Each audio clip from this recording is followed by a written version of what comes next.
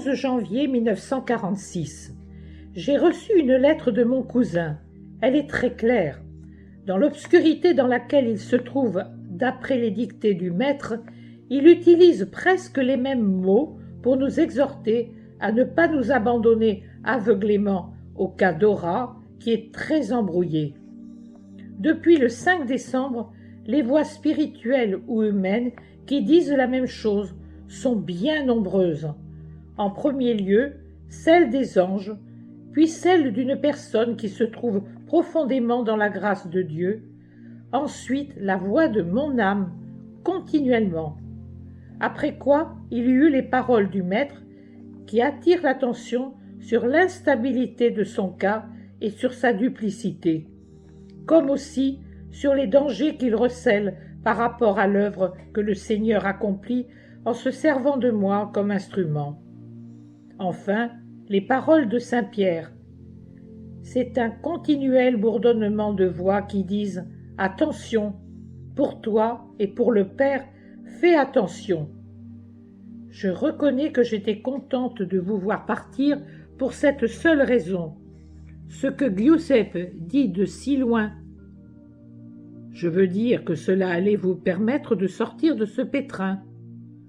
Non, c'est inutile. Toute ma paix a été troublée depuis que cette situation est apparue. C'est en vain que j'essaie de me dominer en me reprochant de 1000 manières ma peur à laquelle je désire donner d'autres noms pour me blâmer davantage. C'est en vain que Jésus tente de me calmer, de me rassurer. Mon ange gardien et lui me rassurent précisément parce qu'il y a du mal en action contre ce qui m'est le plus cher. Savez-vous que, certains soirs, j'ai dû mener un véritable combat pour ne pas vous envoyer chercher, pour vous crier « Laissez tout tomber, ne vous détruisez pas !» ou même pour ne pas céder à l'envie de me mettre à hurler ma peur à la maison. Je ne sais si vous vous êtes rendu compte de tout ceci. J'ignore si vous n'avez pas remarqué que, parfois, la dernière fois ce fut ce matin, quand vous êtes revenu de Camaiore pour la dernière fois, j'ai eu les larmes aux yeux en vous sentant si sûr. On parle de moi en bien. Si c'est une voix de Dieu, je le remercie de vous éclairer à ce propos.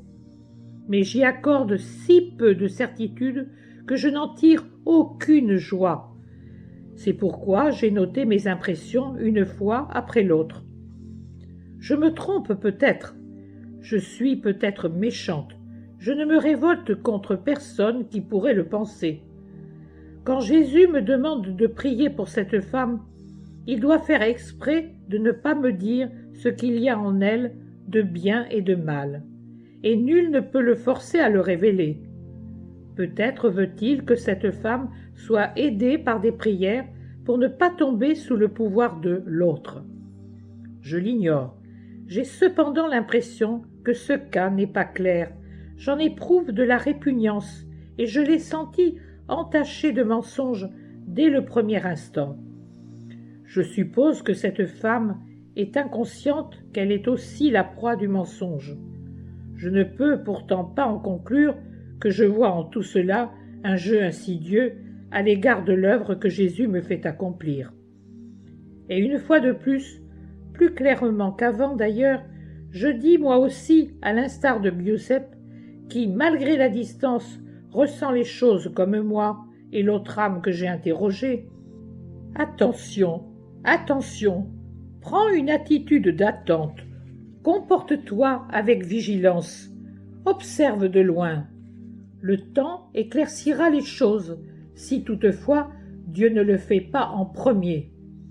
Aujourd'hui, 11 janvier à 16 heures, je me sens clairement le devoir de vous le dire, de vous rappeler que Jésus vous a déjà recommandé de ne pas perdre de temps ni de vivacité d'esprit en d'autres choses que celles que vous avez déjà entre les mains depuis près de 3 ans, de vous dire enfin que j'ai l'impression nette et claire que tant la vie de Saint Pierre que les ordres du Seigneur sont destinés à vous rendre vigilant contre le piège caché dans ce cas. Ce serait une véritable erreur, une erreur impardonnable si, par légèreté, vous agissiez comme un levier, et même que vous le mettiez entre les mains des ennemis, pour détruire l'œuvre du Seigneur des dictées et des visions, cette œuvre à qui l'on a déjà trop tendu de pièges. Par conséquent, je vous prie une fois de plus de rouvrir et de relire ce qui se rapportait à Giuseppe et à moi. C'est instructif, croyez-le bien. Il est possible que Dora soit l'être le plus innocent qui soit, mais Jésus lui-même ne nie pas qu'elle est incapable de réagir et qu'elle est dans un état très instable. C'est ce qu'il a dit lui-même, le Maître, dans la dictée qui est en votre possession. Mais quand l'autre veut se servir d'elle pour nous nuire, ne comprenez-vous donc pas que, même s'il ne la possède pas pour toujours, il lui suffit de l'avoir le temps nécessaire pour qu'elle serve à donner de vous l'image d'un homme incapable de distinguer la vérité du mensonge, afin que l'on se gausse de vous dans l'écurie, etc. Ne comprenez-vous donc pas que, par voie de conséquence, cela nuirait aussi à mon cas? Oh, si je pouvais une heure durant vous faire ressentir ce que j'éprouve, mais vous ne feriez pas attention à moi. Que la bonté infinie accomplisse le miracle de ne pas vous punir et de ne pas dire « en voilà assez » pour vous punir. Vraiment, c'est alors que vous me causeriez, après tant de profit, ma plus grande douleur. Après avoir si saintement servi Dieu, vous le desserviriez si gravement que cela ne pourrait rester impuni de manière surnaturelle. Écoutez-moi, ne faites pas l'enfant ébloui par un jouet de fusées multicolores. Écoutez aussi Giuseppe. Jésus l'a dit, que l'expérience du mal serve au bien. Peut-être Jésus veut-il que Giuseppe, cet ouvrier de la 11e heure qu'il aime tant, au point de vouloir le sauver à tout prix et par tous les moyens, soit celui dont la connaissance des forces occultes nous aide à discerner. Ne méprisons pas superbement cette aide, mais utilisons-la pour préserver l'œuvre du Seigneur. Je voudrais que vous me compreniez, que vous deviniez ma souffrance, cette souffrance de sentir le serpent rôder pour étouffer l'œuvre sainte, cette souffrance qui me fait venir à la bouche des cris d'horreur que je réfrène à grand-peine.